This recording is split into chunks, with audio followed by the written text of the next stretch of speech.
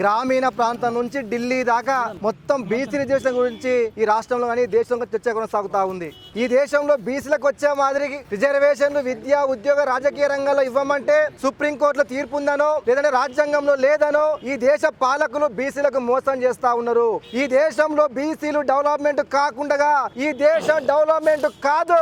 ఈ బీసీ సమస్య కేవలం బీసీ సమస్య మాత్రమే కాదు, ఈ దేశ ప్రజల సమస్య.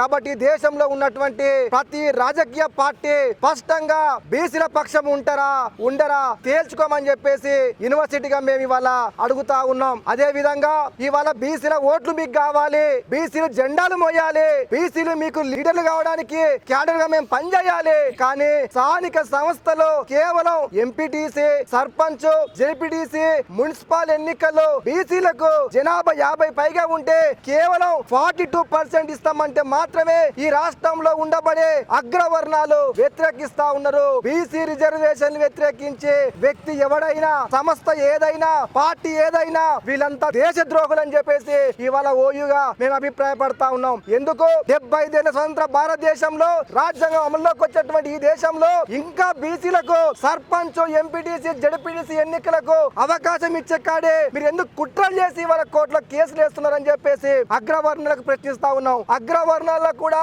చాలా మంది సపోర్ట్ చేస్తా ఉన్నారు. కానీ ఒకటే ఒక కులం మాత్రమే రాష్ట్రం రిజర్వేషన్ ను వ్యతిరేకిస్తా ఉంది. ఎందుకు వ్యతిరేకిస్తా ఉన్నారో మేము ఇవాళ అడుగుతాల్సుకున్నాం. మీరు బీసీల పట్ల మీ నిర్ణయాలు మాట్లాడకపోతే గ్రామంలో ఉన్నటువంటి బీసీలు మిమ్మల్ని బహిష్కరిస్తారు అగ్రవర్ణులు అని చెప్పేసి హెచ్చరిస్తా ఉన్నాం. ఎందుకంటే బీసీలు లేకుండా ఈ దేశం డెవలప్మెంట్ కాదు. బీసీలకు విద్య ఉద్యోగ రాజకీయాలు మాత్రమే కాదు, పారిశ్రామిక రంగాల్లో కూడా వాటా ఇవ్వాలి, సినిమా రంగంలో కూడా వాటా ఇవ్వాలి. అదే విధంగా ఈ దేశంలో ప్రభుత్వం చేత నడబడుతున్నటువంటి అన్ని సంస్థలు కూడా ఇవాళ బీసీ రిప్రజెంటేటివ్ లేనటువంటి పరిస్థితి కొనసాగుతా ఉంది. 70 ఏళ్ల స్వతంత్ర భారతదేశంలో ఇంకా బీసీలకు రిజర్వేషన్లు ఇవ్వడానికి ఇంకా ఇన్ని ఆటంకులు ఉన్నామంటే రాజ్యాంగాన్ని మార్చండి. బీసీలకు ఉపయోగపడని రాజ్యాంగమైన బీసీలకు పనిచేయటువంటి న్యాయ వ్యవస్థ అయినా మీ నిర్ణయాలను మార్చుకోండి, మీ విధానాలను మార్చుకోండి తప్ప మీ నిర్ణయాలతోని మీ విధానాలతోని బీసీలను నష్టం చేస్తే ఈ మీరంతా దేశద్రోహంగా మిగిలిపోతారు. ఈ దేశంలో ఉన్నటువంటి బీసీలు ఈ దేశ బిడ్డలు కాదా?